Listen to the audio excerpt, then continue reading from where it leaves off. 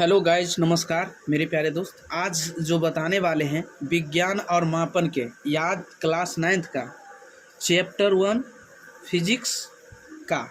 ठीक है, तो आज जो बताएंगे विज्ञान और तथा मापन, यानी विज्ञान तथा मापन के बारे में। ठीक है, तो सबसे आसान बेहतरीन क्वेश्चन है। तो चलिए सबसे पहले जो ये हेडिंग वाला जो देखते हैं, ये वाला विज्ञान, यानी विज्ञान है किसे कहते हैं, यानी विज्ञान है क्या। तो विज्ञान हम उसे कहते हैं, आप ऐसे भी लिख सकते हैं, विज्ञान हम उसे कहते हैं जिसे ज्ञान प्राप्त करते हैं, जिसे ज्ञान प्राप्त करते हैं उसे ही विज्ञान कहते हैं। अब दूसरा परिभाषा इसे याद कर सकते हैं कि सावधानी पूर्वक और क्रमबद्ध तरीके से किए गए प्रयोगों और परीक्षणों द्वारा प्राप्त ज्ञान को ही विज्ञान कहते हैं। समझ गए होंगे। चलिए दूसरा जो है इसका पॉइंट, विज्ञान है क्या, यानी विज्ञान जो एक निरंतर चलने वाली मानसिक प्रक्रिया है। यानी विज्ञान जो है एक निरंतर चलने वाली मानसिक प्रक्रिया है। चलिए आप बताइएगा कि मात्रक क्या है, बताइएगा मात्रक क्या है, यानी मात्रक किसे कहते हैं। तो मात्रक उसे कहते हैं जो माप यानी राशि की माप के लिए यानी कुछ मानक मापों की आवश्यकता देती है। ठीक है, उसे ही हम मात्रक कहते हैं। अब बताइए सेकंड फॉर्म या इसका परिभाषा, विज्ञान मापन पर आधारित है। किसी भी राशि की माप के लिए कुछ मानक मापों की आवश्यकता होती है। इसी मानक को उस राशि का मात्रक कहते हैं। क्या कहते हैं? उस राशि को क्या कहते हैं? मात्रक कहते हैं। चलिए बताते हैं कि भौतिक राशियां हैं क्या, यानी भौतिक राशि किसे कहते हैं। राशियां रहे तो किसे कहते हैं। परिभाषा आपको सम्मान यानी बराबर ही देना होगा। ठीक है ना। तो बताइए भौतिकी के नियमों को जिन पदों में व्यक्त किया जाता है, यानी भौतिकी के नियमों को जिन पदों में व्यक्त किया जाता है उन्हें भौतिक राशियां कहते हैं। क्या कहते हैं? भौतिक राशियां कहते हैं। जैसे में बताइएगा लंबाई, द्रव्यमान, समय, बल, ऊर्जा, वेग। यदि आपको कह दिया जाए कि 5 भौतिक राशियां का नाम बताइए, तो ये जो भौतिक राशियां का नाम आप बता सकते हैं, लंबाई, द्रव्यमान, समय, बल, ऊर्जा, वेग। ठीक है, आदि। चलिए भौतिक राशियां कितने प्रकार के होते हैं। मोस्ट इम्पोर्टेंट क्वेश्चन है कि भौतिक राशियां कितने प्रकार के होते हैं। तो आपको लिखना होगा कि भौतिक राशियां जो है वो 2 प्रकार की होती है। कितने प्रकार के?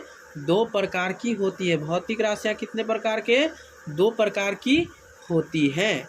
एक में जो है आधारी राशियां, एक में क्या है?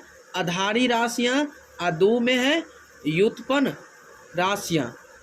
एक में जो है आधारी राशियां और दूसरा जो है व्युत्पन्न राशियां हैं। ठीक है, चलिए तो हम ये जानना चाहेंगे फर्स्ट पॉइंट, जो आधारी राशियां से आप क्या समझते हैं, या आधारी राशि किसे कहते हैं। तो आधारी राशि वे हैं जो स्वतंत्र मानी जाती है, यानी जो स्वतंत्र मानी जाती है उसे ही हम क्या कहते हैं? आधारी राशियां। उससे आधारी राशि कहते हैं जो स्वतंत्र अवस्था में यानी रहती है, उसे हम क्या कहते हैं? आधारी राशि। जैसे में आपको कह दिया जाए लंबाई, द्रव्यमान, समय आदि वास्तव में आधारी राशियां 7 हैं। वास्तव में जो आधारी राशि आपको पूछ दिया जाए कि आधारी राशि कितने तरह के होते हैं, तो आधारी राशियां जो है वो 7 तरह के होते हैं। ठीक है ना। तो आपको कह दिया जाए कि 3 आधारी राशि का नाम बताइए, तो 3 आधारी राशि का नाम जो है आपका लंबाई, द्रव्यमान, समय। ठीक है, चलिए तो अगला नंबर बताने वाले हैं व्युत्पन्न राशियां। यानी व्युत्पन्न राशियां क्या है? यानी व्युत्पन्न राशियां क्या है, यानी वे हैं जो आधारी राशियों के पदों में, जो यानी आधारी राशियाँ यानी व्युत्पन्न वे हैं जो आधारी राशियों के पदों में व्यक्त की जाती है। क्या की जाती है? व्यक्त की जाती है। उसे ही हम क्या कहते हैं? व्युत्पन्न राशियाँ। क्या कहते हैं? व्युत्पन्न राशियाँ कहते हैं। जैसे में क्षेत्रफल, आयतन, बल, कार्य, ऊर्जा है। क्या है? बताइएगा। क्षेत्रफल, आयतन, बल, कार्य, ऊर्जा। यही में आपको कह दिया जाए कि क्षेत्रफल आधारी राशि है या व्युत्पन्न राशि है, तो आप कमेंट करके बता सकते हैं और इसे बताइएगा। व्युत्पन्न राशि जो है वो क्षेत्रफल ही है, ठीक है। और यही में आयतन कह दिया आधारी राशि है या व्युत्पन्न राशि है, तो आपको बोलना होगा ये जो आयतन जो है व्युत्पन्न राशि है, ठीक है। चलिए, यही में द्रव्यमान आपको पूछ दिया जाए कि व्युत्पन्न राशि है कि आधारी राशि है, तो द्रव्यमान जो है वो कौन सा राशि है? आधारी राशि है, ठीक है ना। चलिए, तो इसका पॉइंट कुछ देखिएगा। वह मात्रक जो किसी अन्य मात्रकों पर निर्भर करता है, यानी आधारी मात्रक जो है वह मात्रक जो किसी अन्य मात्रक पर निर्भर करता है उसे हम आधारी मात्रक कहते हैं। क्या कहते हैं? आधारी मात्रक। यानी जो मात्रक किसी अन्य मात्रक पर निर्भर करता है, यानी दूसरे पर भरोसा रखता है, उन्हें ही हम आधारी मात्रक कहते हैं, ठीक है। चलिए, अगला जो है व्युत्पन्न मात्रक क्या है? व्युत्पन्न मात्रक किसे कहते हैं? तो आप ऐसे भी लिख सकते हैं कि अर्थात जिसे आधारी मात्रक यानी जिससे आधारी मात्रकों की सहायता से व्यक्त किया जाए उसे व्युत्पन्न मात्रक कहते हैं। क्या कहते हैं? व्युत्पन्न मात्रक कहते हैं, ठीक है। यही का सेकंड ये लिख सकते हैं, उस मात्रक को जो आधारी मात्रकों पर निर्भर करता है, अर्थात जिसे आधारी मात्रकों की सहायता से व्यक्त किया जाता है उसे हम व्युत्पन्न कहते हैं, व्युत्पन्न मात्रक कहते हैं, ठीक है। चलिए, बताइएगा।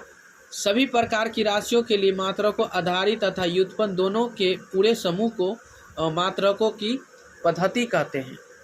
आपको यहीं पे कहेगा कि मात्रकों की पद्धति किसे कहते हैं? मात्रकों की पद्धति किसे कहते हैं? तो बताइएगा। सभी प्रकार की राशियों के लिए, यानी सभी प्रकार की राशियों के लिए मात्रकों आधारी तथा व्युत्पन्न जो होता है दोनों के पूरे समूहों को, यानी एक समूह को क्या कहते हैं? मात्रकों की पद्धति कहते हैं। क्या कहते हैं? मात्रकों की।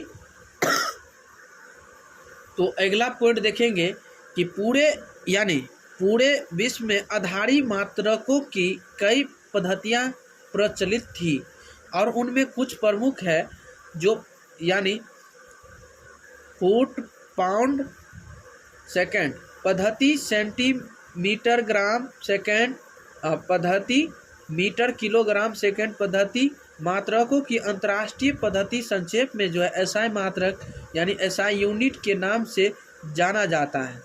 बल का एसआई मात्रक यदि आपको पूछ दिया जाए तो बल का जो एसआई मात्रक होता है वो न्यूटन ही होता है। क्या होता है?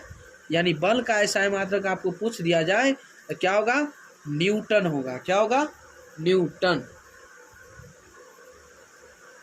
चलिए, अगला नंबर क्वेश्चन पे ध्यान देंगे। दाब का एसआई मात्रक यानी न्यूटन प्रति वर्ग मीटर, यानी न्यूटन प्रति वर्ग मीटर, यानी न्यूटन प्रति मीटर स्क्वायर या न्यूटन ms के पावर -2 है, ठीक है। उससे यानी इसे हम पास्कल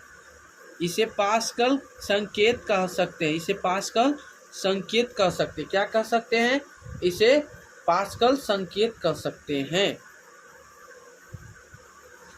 चलिए, बताइएगा 1 पास्कल बराबर कितना होता है? 1 पास्कल बराबर जो होता है 1 PA बराबर 1 न्यूटन प्रति मीटर स्क्वायर होता है या 1 Nm के पावर -2 होता है, ठीक है।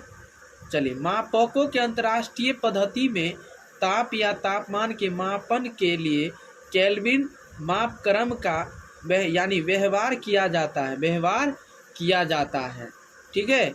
उसे हम मतलब इसे केल्विन का मापन क्रम का इसका व्यवहार जो है किया जाता है। और यही में आप बताइएगा ऊर्जा का एसआई मात्रक जो होता है वो जूल होता है। क्या होता है? ऊर्जा का एसआई मात्रक जूल होता है। मेरे प्यारे दोस्त और भाई बंधु, आज की क्लास में आप लोग को बीच इतना ही। तब तक के लिए बने रहे, इससे अगले वीडियो में फिर मिलेंगे। आज के लिए इतना ही।